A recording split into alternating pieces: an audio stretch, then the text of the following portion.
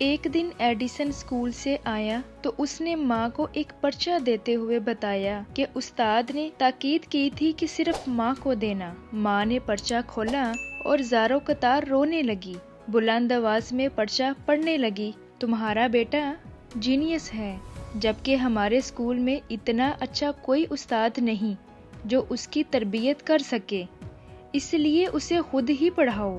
بہت عرصے بعد جب ایڈیسن کئی ایجادات کر چکا تھا اور اس کی ماں فوت ہوئی تو اسے ماں کے کاغذات میں ایک پرانا پرچہ ملا۔ کھولا تو وہی پرچہ تھا جو اسکول والوں نے دیا تھا۔ آنکھوں میں آنسو لیے وہ پرچہ پڑھنے لگا۔ پرچے میں لکھا تھا، تمہارا بیٹا ذہنی معذور ہے، ہم اسے اسکول میں برداشت نہیں کر سکتے۔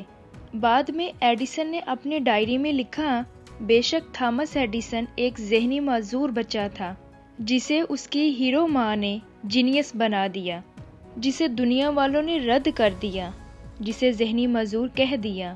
ماں کی محبت نے وہاں سب کو غلط ثابت کر دیا اور اسے ایسی شخصیت بنا دیا جس کے صرف لوگ خواب دیکھتے ہیں۔